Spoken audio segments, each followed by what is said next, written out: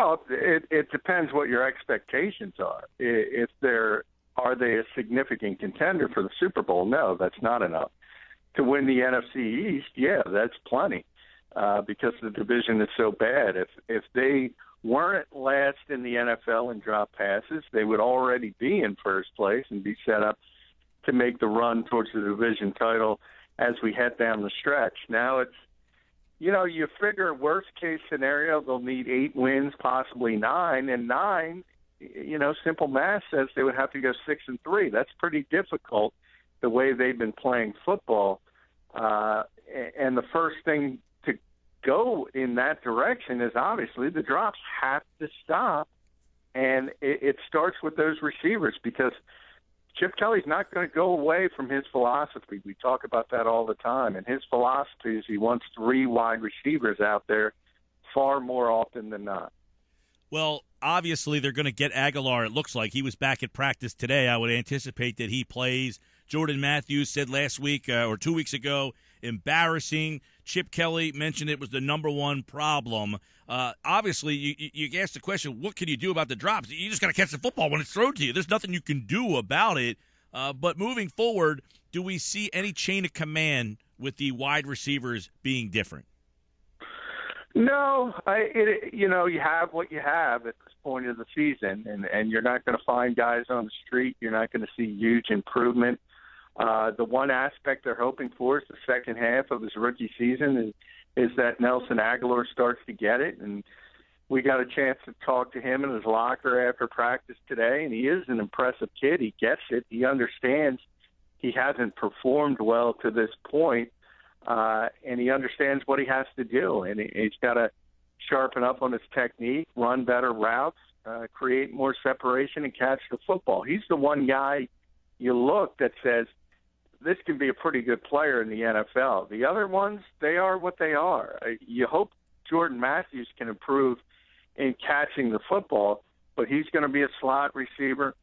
Riley Cooper's a blocker. Miles Austin's a veteran guy who should only be playing a limited amount of reps, and we talked about Josh Huff yesterday. To me, he's more of a player you have to manufacture touches for. So there's a lot of deficiencies with that group. Aguilar's the one, to me, that could possibly step up in the second half of the season. Yeah, I was going to ask you about, Aguilar. We saw him in the preseason. He seemed like a guy who had it. He flashed some athleticism and speed. He had a great burst. He's got the physical, built for that position. He's built somewhat like Jeremy Mack. He's not Calvin Johnson, but he certainly looks like a guy who belongs out there. He seems, the drops from Matthews are disappointing. But Aguilar seems like he just hasn't gotten to where you hoped he would be by now. No, he hasn't, and he knows it, and he understands it, and he talked about it today. He knows he's been a disappointment, and that's when you put in the fact that he's a rookie. So we're not placing the expectations on him that he should be an all-pro level player, a Pro Bowl level player, even an above-average starter at this point. You just wanted a contribution from your first-round pick, and for the most part, you really haven't gotten much. And he's well aware of that, and, he talked about improving each day. He's still got his confidence, and I think he could be the one guy that makes a leap up in the second half. If the game starts to slow down for him, he starts to get it. The other ones, I just don't see a lot of room for improvement from where they are, with the possible exception of Matthews could certainly cut down on the drops. But as far as being a receiver, he's not going to stretch the field. And opposing defenses understand that nobody on this team is a threat to go over the top, and they're just cinching down on routes more and more and more, and it's only going to continue until Aguilar gets on the field and proves he can be a threat. John, I want to ask you about Ertz. I know his name comes up a lot. He seems like he's like the most popular guy in the offense who doesn't seem to do much. But when I watch like Carolina, I see a team that doesn't have a lot of talent. I'm not saying he's Greg Olsen, but can they utilize him in a way where that team features Greg Olsen. Could the Eagles do a better job of trying to, I don't want to say feature, okay, throw Selleck in the mix, throw Trey Burton, the tight end position, maybe not just Ertz. Can they do a better job of getting their tight ends to become more of the feature player in the offense, similar to what Carolina does with Olsen? Oh, they could do a much better job, and I've talked about it. I wrote a piece today that they should play more two tight end sets. That's just the way they should go because of the personnel they have. Now, and while I say that, understand, you're right. Zach Ertz isn't Greg Olsen. It's not going to be like that. It's not going to be like Jimmy Graham. He doesn't have the speed to get down the seam on a consistent basis. But he is a good receiver, and he's better than the options we just talked about at the wide receiver position. If you play him and Selleck at the same time, it's better than having Jordan Matthews, Josh Huff, and Riley Cooper out there at one time. That's three below-average players, mediocre to below-average players, on the field at one particular time. It's not going to go well. Whereas the case of Ertz and Selleck, while I acknowledge Ertz is probably one of the most overrated players by the fan base, that's because they think he's a star. He's not a star, but he's a good player. Same with Selleck, and they're better than the options they have at wide receiver. So that should be the way the Eagles go, along with more two running back sets to try to get Darren Sproles on the field a little bit more. But Chip Kelly has never shown any real indication he would be open to that kind of thinking. You know, we go back to that Ertz game again where he had 15 catches against the Redskins, and it seemed like, hey, this works. They're having trouble stopping this guy, and it seemed like he was able to get open and not only catch the ball, but he was doing things with the football after the catch, and you wonder, did they not watch that game? I mean, did they not go back to that game? So it shows that it's in there. And you mentioned Jimmy Graham. Look, Graham's struggling in Seattle. We don't think he stinks, but it seems like it's just a situation where the team's just not game planning for him to be as big a part of the offense. And I feel like that's kind of what's going on here. It's not that these guys stink. It's just they're not being thrown into the game plan. No, and in the case of Graham, obviously you have it different. When he was with Drew Brees and they could throw the football, obviously he puts up the big numbers, and Seattle has issues with the offensive line, so it hasn't worked out. But still, in the flashes, you see what he is physically as a player. And in that aspect is what I'm talking about when I say Zach Ertz. He's not that. He's not a Greg Olsen who's a tick down, but a tremendous player. I think people got to see that when the Eagles faced the Panthers. But as you said, it's not to say he's a bad player. It's not to say he's a below-average player. Far from it. He's a good player. He's an above-average starter in this league, and he's the best option the Eagles have in their receiving corps when you combine the wideouts and the tight ends. He's the best player they have, and you need to improve on that, but you can't improve on it in week 9 of the NFL season. That's for the off season, and Chip Kelly didn't do a good job building this roster when it comes to the wide receiver position, and they're paying for it right now. John McMullen, 97.3 ESPN.com, joins us every day at this time. You wrote a piece over at the website. You can check it out at 97.3 ESPN.com saying Chip Kelly needs to back up the lip service in the season's second half. What exactly, John, are you referring to? Well, it's kind of what I talked about. Chip was forthright and admitted the biggest problem on this team has been the drops. And if you look at it statistically, he plays 11 personnel, which is those three wide receivers, the majority of the time. Early in the season, it was 93% of the time. It changed a little bit when the injuries started to crop up and Aguilar went down, but still the vast majority of time it was three receivers on the field. It changed in Carolina where it was about 50-50, three wide receivers versus two tight ends. But that was because Aguilar was hurt and Riley Cooper was banged up. So now you have the bye week coming off, and Aguilar's healthy, Cooper's ready to go, Josh Huff is healthy. He's got that full complement of wide receivers, and I fear it's going to be back to Game 1 and Game 2 where it was 93% with three wide receivers on the field. And if he does that, he is not listening to himself because he understands the biggest problem with this offense is that the wide receivers have been just at times egregious. Egregious is correct. They've been pretty bad at times. The drops are just – it's unacceptable at this level, some of the drops that we see from this team on a week-in and week-out basis. All right, John, you're at practice today. I want to get your take on Ryan Matthews. He said he tweaked his groin. He is listed as limited. I know we were all kind of waiting to see how that was going to work out. He sat out. Obviously, didn't practice last week, so we didn't get to see him or talk to him, but it was interesting. Everybody was talking about him and the run that he had. Limited at practice today. Did he seem genuine when he mentioned that he did, in fact, tweak his groin? Yeah, he did. I never thought he didn't tweak his groin. I just thought, it wasn't about, to me, it was about for most people after he broke off the big run, and they said, why isn't he playing over DeMarco Murray and all of that? But it went farther back to me. I mean, he's been the more consistent runner. And he's obviously looked like he's had more explosion far before that run and far before the 22-yard run or whatever it was. Throughout the whole season, he's just looked like a guy with the livelier legs, and that's something the Eagles have refused to acknowledge. Kind of admitted it yesterday under the radar. Actually, it was Pat Shurmur today, who said, DeMarco Murray is finally getting healthier, and it was just kind of, we weren't told he was hurt. We kept saying back to training camp when he was missing practices, no, it was the maintenance day this and the dehydration issue. Maybe there's something to the fact he hasn't been healthy, and we'll see if he can improve upon his play. But this has always been the issue with Ryan Matthews, dating back to San Diego for many, many, many years.